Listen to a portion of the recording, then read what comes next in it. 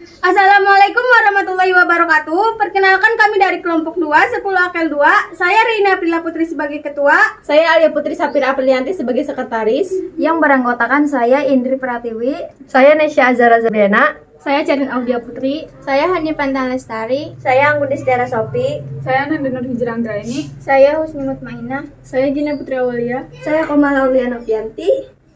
Di sini kami akan membahas bab 2 tentang kelangkaan. A. Kelangkaan. 1. Pengertian kelangkaan. Kelangkaan atau scarcity adalah kondisi ketika sumber daya ekonomi terbatas untuk memenuhi kebutuhan, sedangkan kebutuhan manusia tak terbatas. Kelangkaan sumber daya alam juga berpengaruh terhadap rantai persediaan kebutuhan perusahaan, tenaga kerja, persediaan modal, dan kelangkaan bidang kewirausahaan. 2. Penyebab terjadinya kelangkaan. Penyebab kelangkaan antara lain: A. Keterbatasan benda pemenuhan kebutuhan alam. Sebagian besar sumber daya alam digunakan untuk memenuhi kebutuhan manusia. Namun, tidak semua sumber daya alam dapat diperbaharui, sehingga jumlahnya terbatas. B. Kerusakan sumber daya alam akibat ulah manusia. Manusia harus bertanggung jawab dalam menjaga kelestarian sumber daya alam. C. Keterbatasan kemampuan manusia mengolah sumber daya ekonomi yang ada.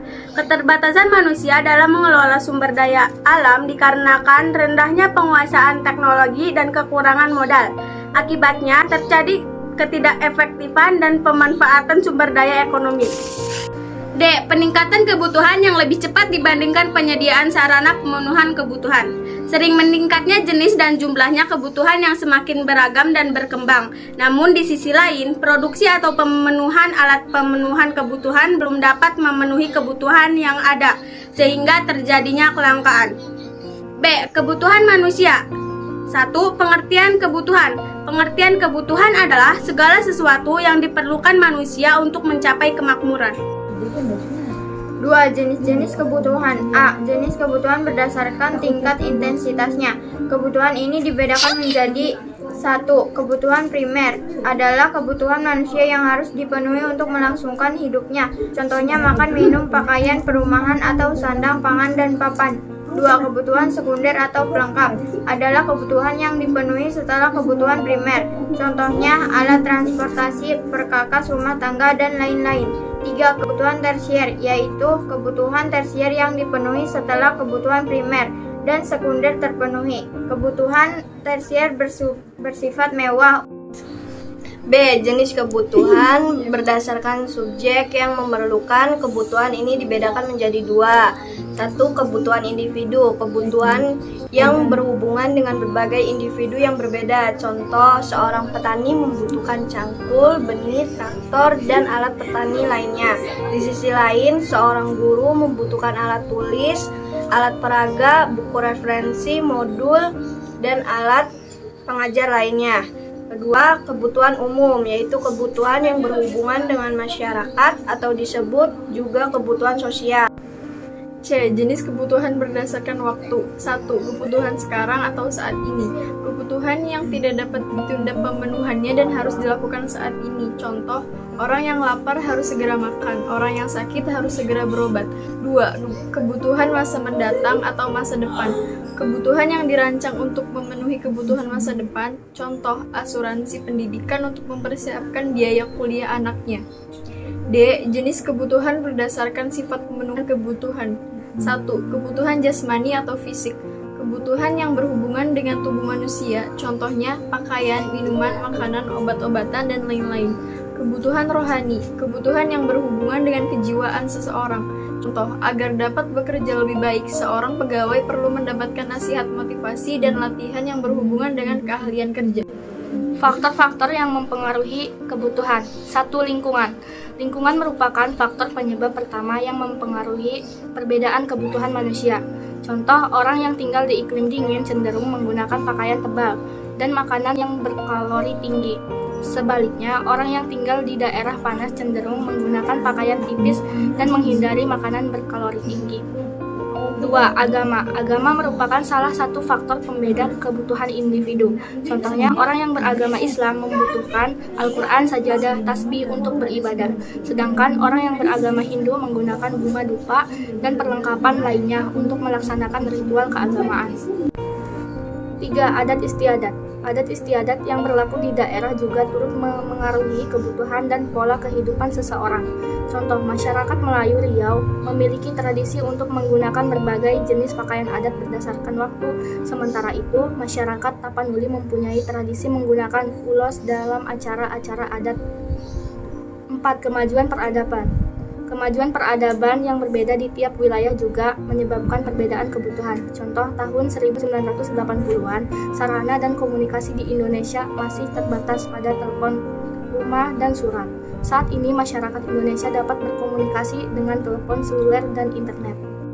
C. Barang dan jasa sebagai alat pemenuhan kebutuhan. Barang adalah alat pemenuhan kebutuhan yang memiliki bentuk atau fisik, seperti pakaian, makanan, dan aneka perkakas, rumah tangga, dan lain-lain. Jasa adalah alat pemenuhan kebutuhan yang tidak mempunyai bentuk, tetapi dapat dirasakan manfaatnya. Contoh, motivasi, ceramah, layanan transportasi online, dan lain-lain.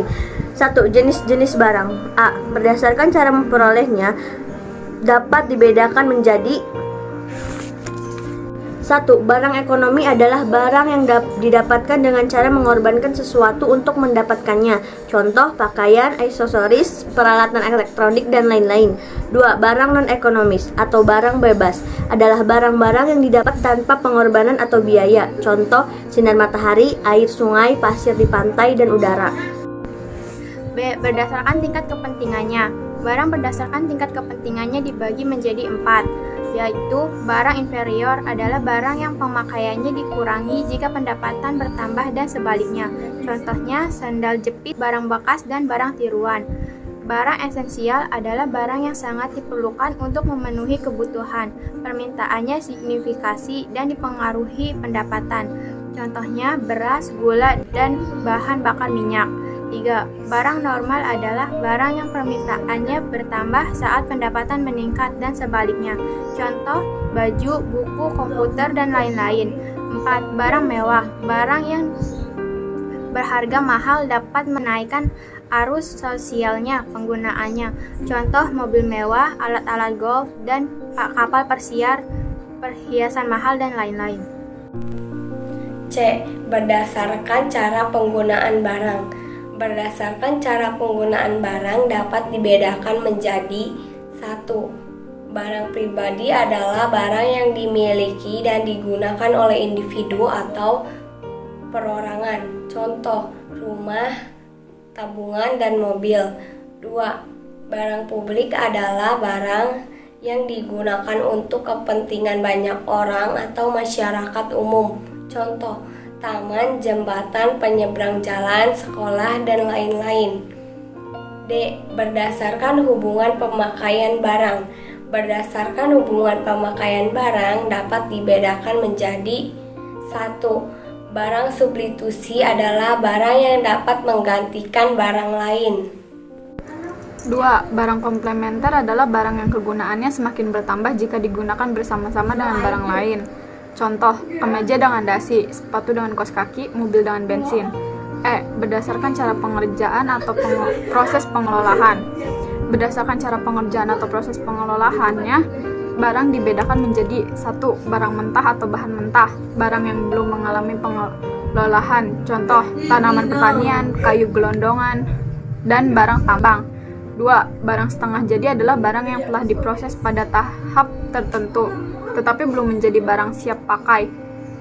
Contoh, benang, tepung beras, karet, lembaran asap bergaris. 3. Barang jadi adalah barang yang telah diproses sehingga siap untuk digunakan.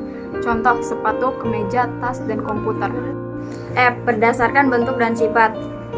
Berdasarkan bentuk dan sifat, barang dapat dibedakan menjadi 1. Barang tetap adalah barang yang bersifat tetap dan tahan lama. Contohnya gedung, mesin pabrik, dan tanah. 2. Barang bergerak adalah barang yang bersifat tidak tetap dan masa pemakaiannya pendek. Contohnya buah, sayur, beras, dan bahan bakar. 2. Kegunaan suatu barang. Menurut A.J. Myers, kegunaan barang bagi manusia dapat dibedakan menjadi 1. Kegunaan bentuk atau from utility adalah kegunaan yang muncul setelah suatu barang dibentuk. Contohnya papan, paku, cat, dan fitur yang diolah menjadi meja, kursi, atau perabotan rumah tangga lainnya. Dengan diubahnya bentuk barang tersebut semakin bernilai. Kegunaan tempat adalah kegunaan yang muncul setelah suatu barang dipindahkan. Contohnya, pasir di pantai atau batu kapur di gunung akan memiliki nilai ekonomis setelah diangkat ke lokasi pembangunan gedung di kota.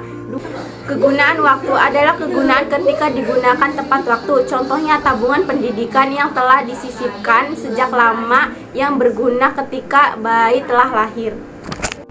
Kegunaan milik adalah kegunaan barang yang muncul ketika barang tersebut telah dimiliki. Contohnya, komputer yang ada di toko akan berguna setelah pembeli membayar dan membeli komputer tersebut sehingga ia dapat menggunakannya.